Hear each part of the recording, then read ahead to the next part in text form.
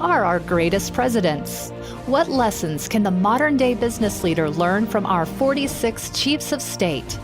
Find out in this podcast series with Tom Fox and Richard Lummis to delve into the great and not-so-great presidents to mine their successes and failures for today's business executive. Welcome back, Tom. Thank you, Richard.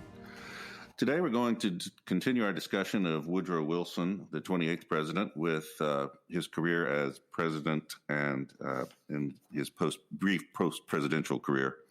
Tom, we had already briefly discussed the New Freedom agenda that was the platform that he ran on in the 1912 election, but do you want to give us a few more details about it? Sure, Richard. And this was just an explosion of or not an explosion, a synthesis of new ideas that have been percolating in American political thought for quite some time. But just as Franklin Roosevelt had the New Deal, Wilson had the New Freedom Agenda. And the New Freedom Agenda really focused on several different areas that influenced American political thought literally to this day. In the last podcast, we spoke about the tariff and how the majority of U.S. revenue was generated by the tariff prior to the enactment of the personal tax code, and the graduated income tax replaced that. So we actually had a positive a force for taxation, and we had a constitutional amendment which allowed a personal income tax. So that was sort of number one. Number two, and once again, one that resonates literally to this day, is the creation of the Federal Reserve System. In many prior podcasts, we talked about the first and second national banks of the United States, and there was no national banking system. In another podcast, we talked about the financial panic of 1907 and how this led to many in New York and other leaders in the financial industry thinking that we needed to have strong financial leadership, whether it be from the banks or from the government. But this actually had been under discussion for probably since the 1890s. And this was a key populist plank, was to have a strong Federal Reserve System that could deliver credit in the face of economic downturn. The economic downturn of the Panic of 1893, the Panic of 1907, literally farmers in wagons got together to talk about these concepts, and they were many of the populists who led to the nomination of William Jennings Bryan as far back as 1896. So these concepts had been going along, and the Federal Reserve was created the Federal Reserve System was created under Wilson, and the controlling interest was through presidential appointment to the central board, which would oversee it. But the regional banks, or the banks, held power through regional Federal Reserve banks across the country, and I think there are 12 regional banks. So that was a system, and anyone who follows economics today knows the Fed is still in the news. Next was antitrust legislation. And of course, we had the Sherman Antitrust Act of 1890, but Wilson was able to bring forward additional legislation, which created the Federal Trade Commission, and the bill was the Clayton Act. And this was supported both by business and labor, to the point where Samuel Gompers, the then head of the AFL, said that the Clayton Act was labor's Magna Carta. So this was a significant piece of legislation. Both with labor and agriculture, there were significant advances by Wilson to bring labor in to have as part of the discussion. There had been several very deadly labor disputes in the western part of the United States, usually around mining and coal, particularly in Colorado, and the administration really wanted to move to give labor a bigger voice. Another key area was in immigration, And I think you and I have probably joked over, I don't know how many podcasts of the more we talk about immigration, or there is no new subject around immigration. It started in the 1820s and then in the 1840s. We had a brief respite by something called the Civil War, but then it started right back up after that. And it continued to the 1890s. And here in the Wilson administration, they actually cut back on immigration, particularly from Southern Europe. So all I can say is I'm glad my grandfather got in the 1890s. But I just either I knew and forgot or never really understood the topic of immigration has been at the forefront of American political thought, literally for the life of the country. So, and then the final point was judicial appointments. And here, Wilson had 3 appointments to the Supreme Court, but I want to focus on Louis Brandeis because it's difficult for me to understand now, not so much how divisive this appointment was, but he was the first Jewish person on the Supreme Court. And what a revolution that was, and a change that was. And that I'm not sure anti-Semitism is the right word. Maybe it is. But Jews were just not allowed to that level of government at that point. He was a key advisor of Wilson, so that wasn't that he just kind of came out of the blue, but he has to be acknowledged for that. And that appointment obviously resonated for the next 20 years as Brandeis stayed on the court. Well, I'm not sure anti-Semitism is quite right. I think nativism is closer, and it influenced a lot of Wilson's thought, much of which was not explicitly racist or anti-Semitic, but I think more nativist would be a better quote. Several times he's quoted as despising hyphenated Americans, and that we need to get rid of the hyphenated American type thing. But yeah, I think he does deserve credit for it, which is good because there are a lot of other things he gets blamed for. So that really takes us to race relations, and you, in the prior podcast, you alluded to the revisionist views of Wilson, somewhat based upon his writings, but certainly based upon some of his actions. So I guess now would be a good time to talk about race relations in 1912, 1914, 1916, race relations perhaps today, and are we overlaying our culture today over a different time, or should we be doing that? Well, I think to a certain extent, you need to understand the context in which the beliefs come up, but they're still quite offensive. We discussed his history of the United States and how it followed basically the lost cause narrative of the Civil War, or the War of Northern Aggression, and then he did in his writings describe the KKK in quite favorable terms. He wrote about Reconstruction placing Southern whites under the intolerable burden of government sustained by the votes of ignorant Negroes. He said that the Klan was organized to protect the South from some of the ugliest hazards of a time of revolution. Famously, he screened D.W. Griffith's film, The Birth of a Nation, with its, I don't know how many of you have seen it, but the racial stereotypes are astonishing. And then one thing that I think surprised both him and the Southerners in his cabinet was how integrated the federal workforce was. Grant, of course, started the integration of the federal workforce, and at the turn of the century, something like 10% of the federal workforce was African American.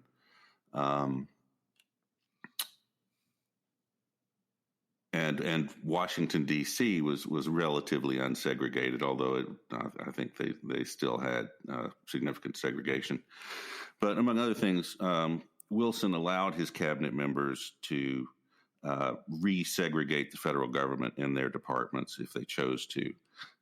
Some people use this to cast the blame on the cabinet members and say that Wilson was not really responsible for resegregating the federal government.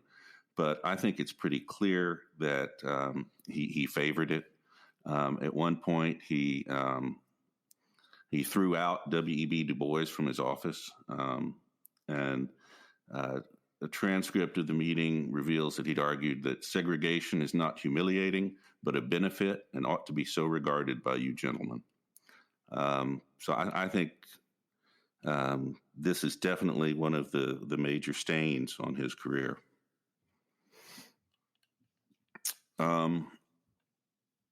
Famously, of course, in his first in his first term, when he was running for re-election, his slogan was that he kept us out of war. His career in foreign affairs, he was one of those presidents who had no interest in it or experience in it before he was elected. He favored American intervention under the Monroe Doctrine. They occupied the Dominican Republic, invaded Haiti, Cuba, Panama, and Honduras. Just sort of routine stuff. And then, of course, you have the Mexican Revolution, where Pershing and U.S. forces were sent into northern Mexico. We also occupied the Mexican city of Veracruz. People like to forget about that one too. But he did attempt to remain neutral in World War I. He offered to mediate the conflict, but of course the Europeans were not interested in it at that point. He claimed to be neutral, but of course the United States financed the Allied powers much more, and trade with Germany was blocked by the British blockade. So effectively, we got involved in and favored the Allies. And that's one of the reasons that the Germans launched unrestricted submarine warfare, and which, of course, eventually led us into war. But so that was one of his major themes for re-election was on foreign affairs. So do you want to talk about that election? In the prior podcast, I spoke about the Wilson biographical movie, which came out in the 1940s. That heavily influenced my view of Wilson up until the time I started studying him a little bit more in depth. And a key part of that was this election and that phrase, he kept us out of war. And what struck me about the movie was his ambivalence about the Democratic Party using that phrase, because in the movie, he seemed to think we were going to go to war at some point. I'm not sure that was historically accurate, but perhaps there's something to that.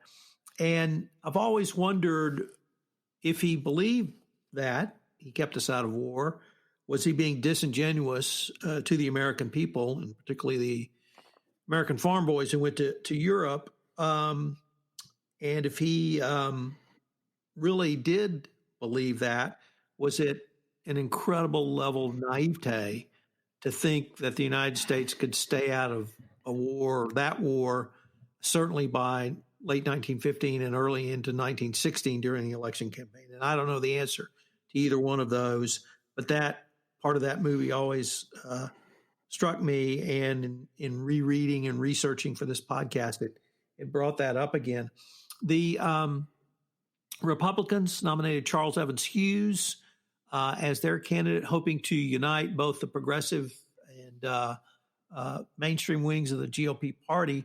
What I had not fully appreciated, Richard, was how contested the election was, and that Wilson did not concede, although he was behind for several days until Western states came in. Given the transportation and communication of the era, perhaps not too surprising. Nevertheless, I was not aware of that. I don't think that really has any precedent for what we've gone through in the past year, but here we have an example of a contested election and election swinging. Perhaps there was cemetery voting, perhaps not. But Well, the California vote was decided by less than 4,000 Right. votes. So there are definitely some similarities. And as you pointed out, it took several days. So he's reelected, and then sort of all hell breaks loose. You want to take us maybe towards the move towards war and the declaration? They had initially started with unrestricted submarine warfare. Then they limited it in an attempt to keep the United States neutral. But then they reinitiated it in January of 1917 as part of their last-ditch effort, basically, to break the Allies prior to U.S. entrance, if that were to happen. The Zimmerman telegram apparently was the straw that broke the camel's back, proverbially, but that was, which was fascinating because it was a secret diplomatic cable that Germany was attempting to get Mexico to declare war on the United States if the United States joined in World War I, in exchange for which they would get the southwestern United States back after the German victory. The way it came into our hands was apparently through British Secret Service, because all of the submarine cables at the time went through London. And so the British, of course, tapped them. And the Germans didn't really think about that, which kind of remarkable, but one of those things. But I think the combination indicated that Germany basically lost the public relations war at that point. And so the U.S. went ahead and declared war in April of 1917 with a strong bipartisan majority. I wanted to maybe explore the Germany's decision and their decision-making calculus to re-engage in unrestricted submarine warfare. Do you really think that they actually made a decision that they could limit or damage the United Kingdom and the Allies specifically before the United States could ramp up and make a war effort? Was the German High Command that forward-thinking?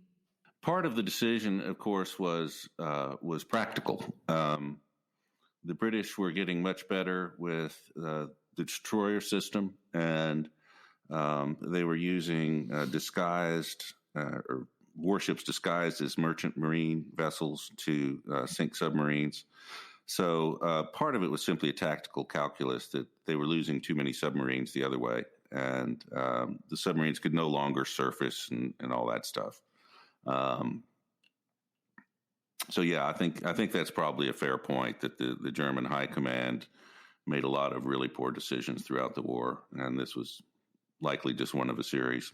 And then the other thing around the Zimmerman telegram, you're absolutely correct. The Brits tapped the cable, but I guess a couple of other points maybe three other points I wanted to raise. Number one, they weren't sending uncoded messages.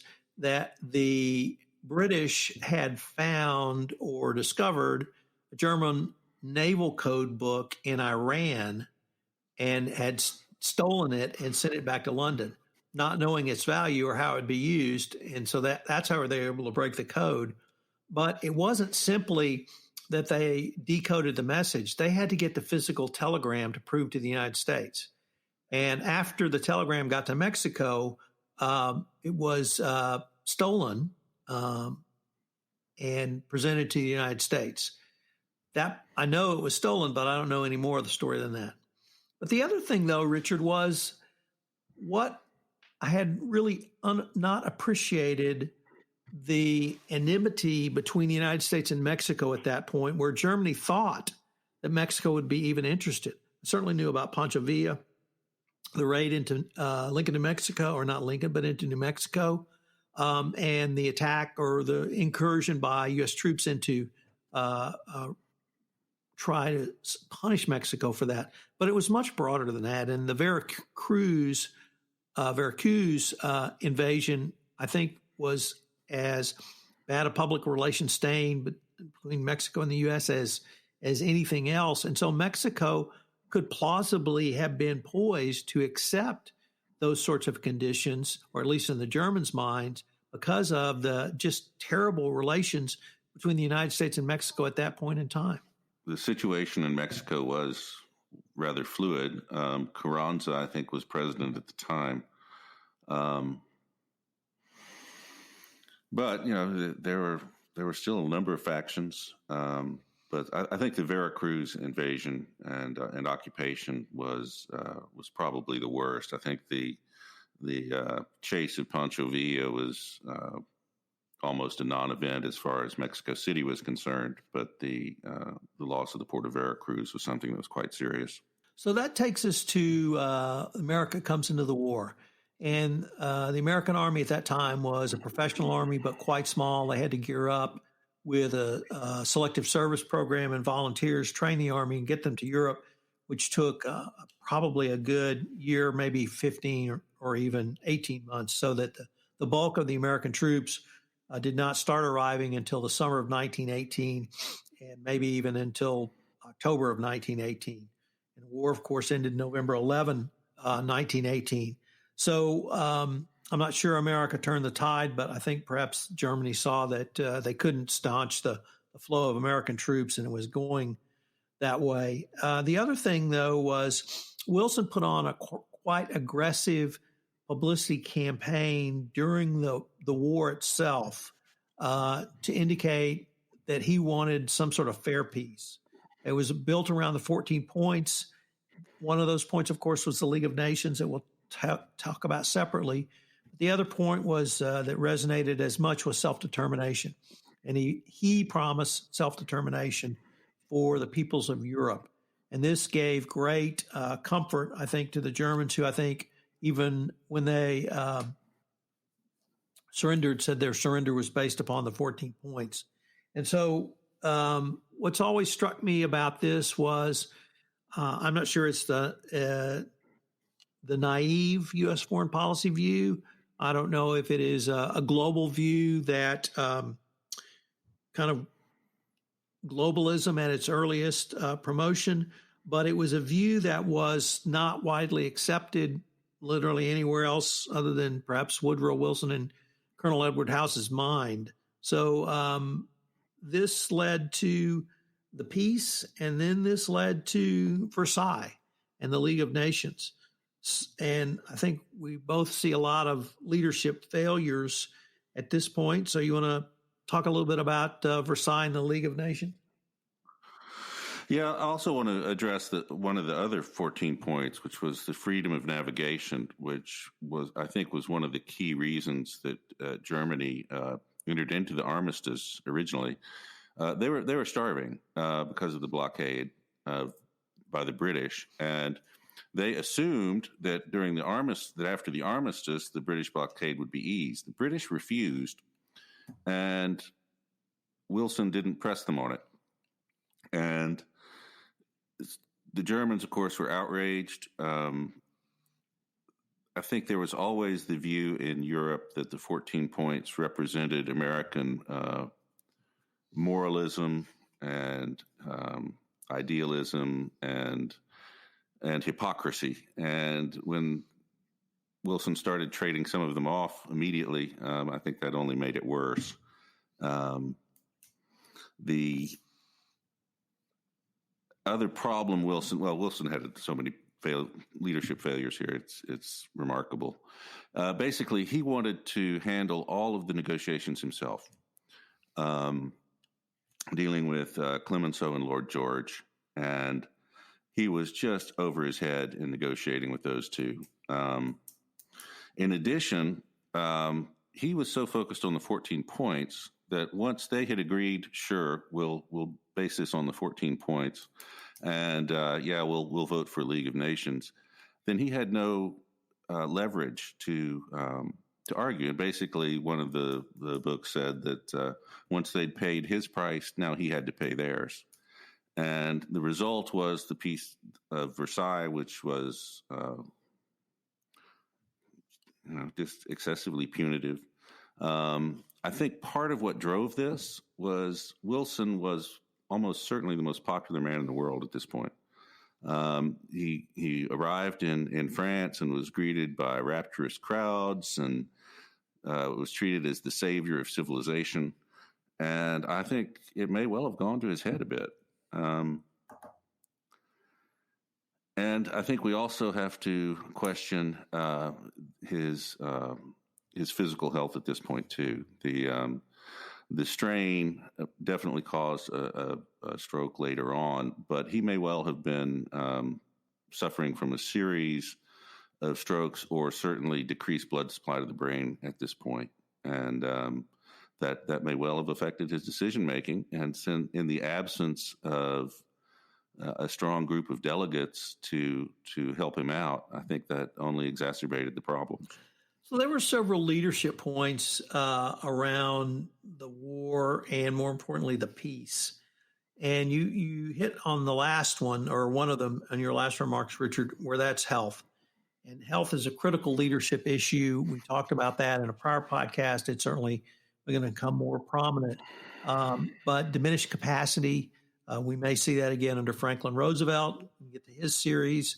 But that's a critical issue. I've always wondered, was the failure of the peace inevitable because World War I was so catastrophic and, more importantly, so different than any other war which preceded at least since ancient times?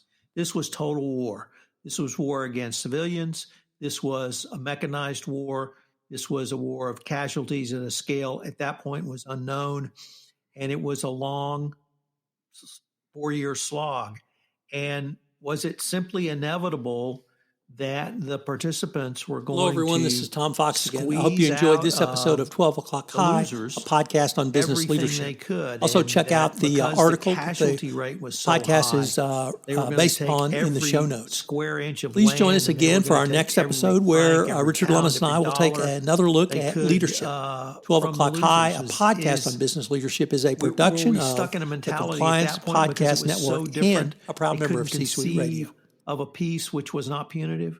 The Germans deliberately destroyed everything in northern France as they retreated in the final offensive in 1918. And that justifiably enraged the French. In addition, I think many historians feel that the failure to utterly destroy the German army and occupy Berlin was an error. I'm not sure that was ever a feasible goal, given the bloodletting that had gone on. Certainly the only army capable of doing it at the time was the American one. And, when you read histories of the period, the political power of German Americans at the time was not insignificant. And I'm not at all sure that it was ever a realistic option. But I think the fact the war sort of petered out with an armistice meant that Germany would argue that they were not defeated in the field subsequently. And I think that was one of the huge mistakes. There were a couple of other things about the war that and Wilson's role in it that I'd like to touch on, which were his creation of a propaganda office, called the Committee on Public Information. The federal government budget went from $1 billion in 1916 to $19 billion in 3 years.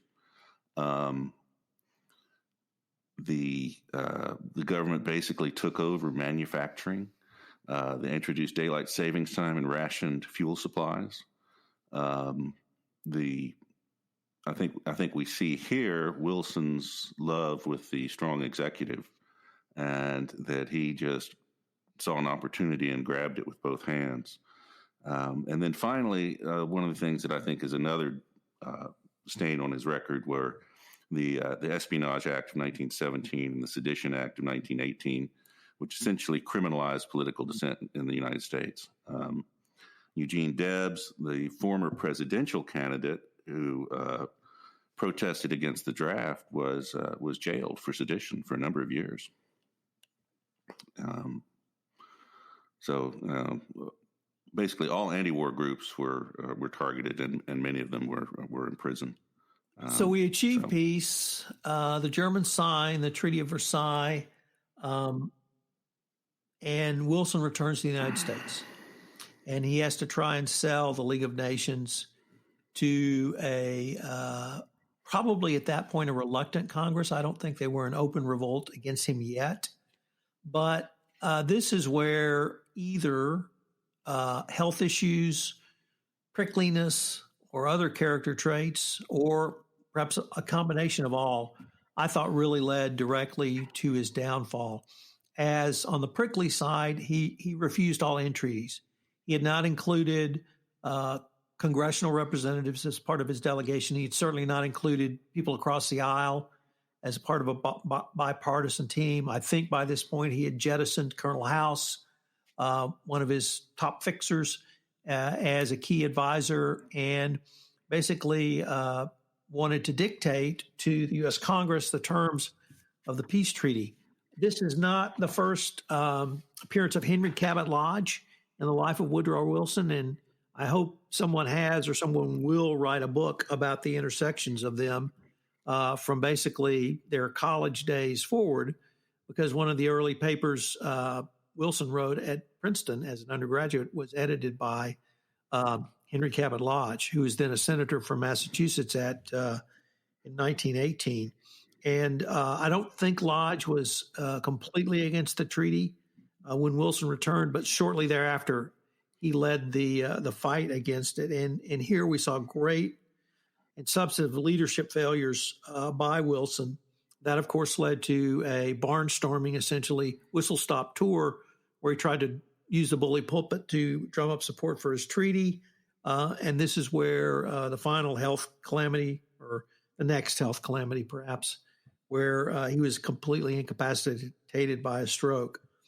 But do you think, Richard, that there was even the possibility the league could have been approved, or one, if Wilson had handled it differently, or two, was in his character and at that point in his life, he couldn't handle it differently? I think the question of whether the treaty could have ever been approved is an open one. Lodge was, as you pointed out, not totally against it at the beginning, but on the other hand, the charter of the league, as originally written, appeared to take the decision to go to war away from the U.S. Congress, and that was a non-starter.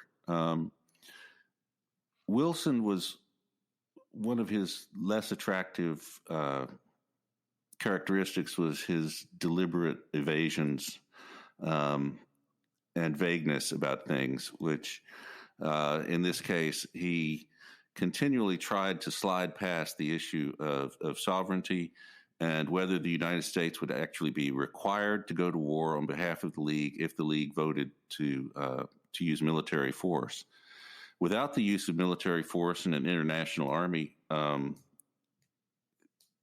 the League sort of disintegrated into an idealistic debating club. And Wilson knew that, but he also knew that if he tried to create the system that he really wanted, Congress would never go along.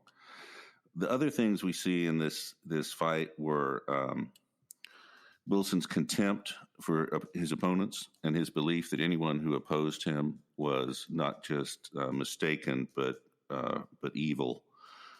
We also see a level of secrecy and verging on paranoia. I think some of this is due to his health. Some of this is due to the people around him.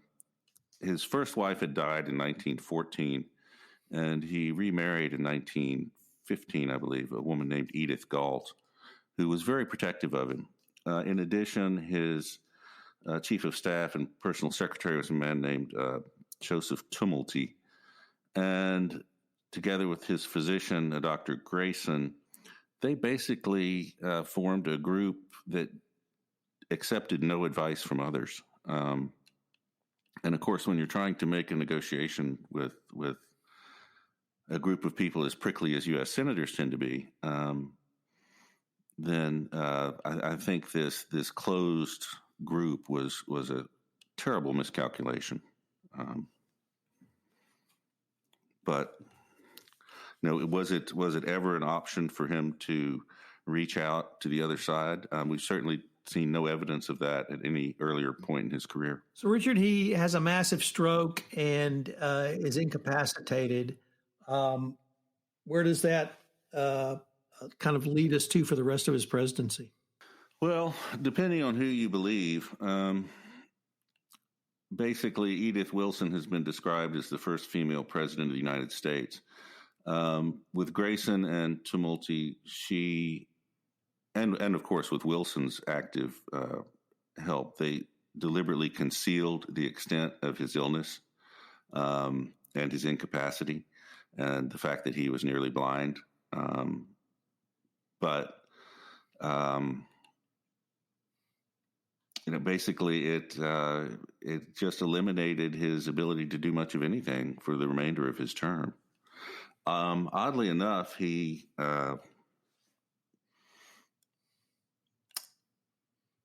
after his term ended, he appears to have wanted to run for president again, which is just delusional given the state of his health, and an indication to me that his mental incapacity was quite severe. So we've talked a lot about some of the leadership lessons from Wilson. And for the business leader who might be listening to this podcast, I wonder if we might maybe conclude with how Wilson, or studying Wilson, can provide some lessons learned. The tumultuousness of his times, I don't think can be discounted. Even in the U.S. domestic sphere, in his first 2 years or first couple of 3 years of his first term, they got a lot done and lots of reforms.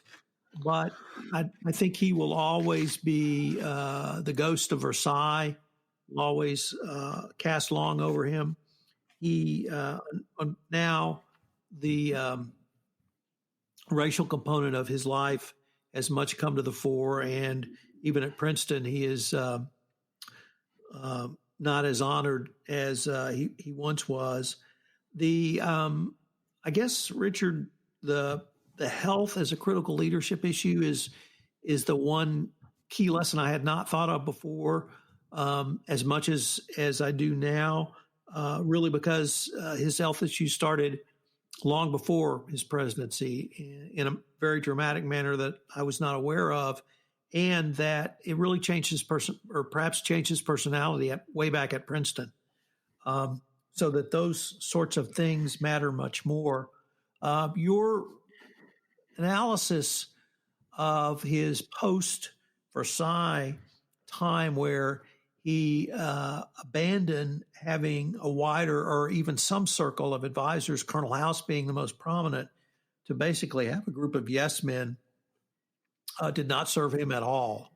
And I think that tells us that leaders must have people certainly they can trust, but people that they allow to tell them the truth.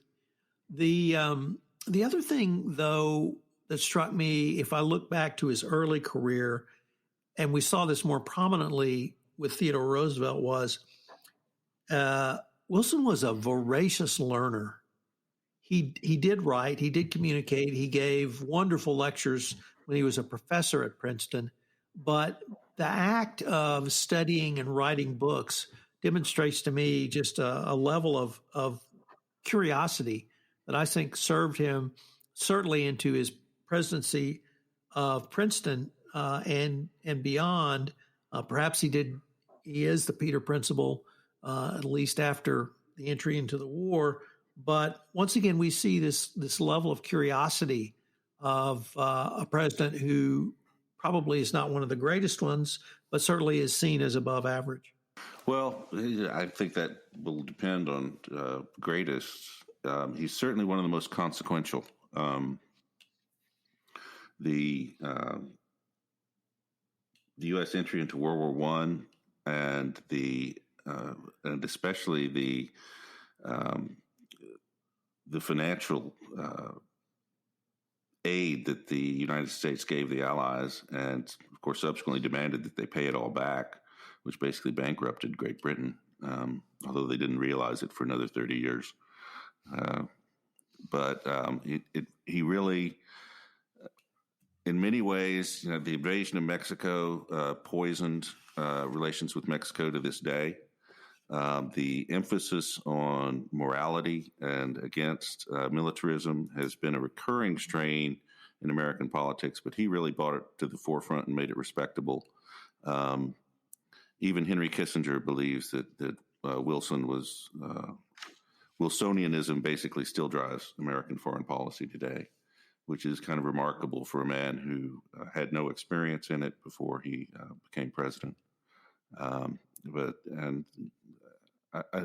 His view of the strong executive followed up on Teddy Roosevelt, of course. But I think it was even more striking the extent to which he was happy to exercise presidential power outside of normal constitutional and statutory limits. So I think he's dislikable in many ways. His racism, if you want to call it that, is certainly one of the things that most people know about him today. And I don't think it's his most consequential flaw, but it's certainly one. So I think he, in many respects, he's one of our most consequential presidents. Well, I think that's a great way to end this two-part podcast series on Woodrow Wilson, Richard.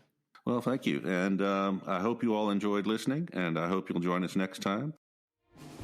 Presidential Leadership Lessons for the Business Executives was recently honored by the Communicators with an award of distinction for podcast. We certainly are thrilled to have received that.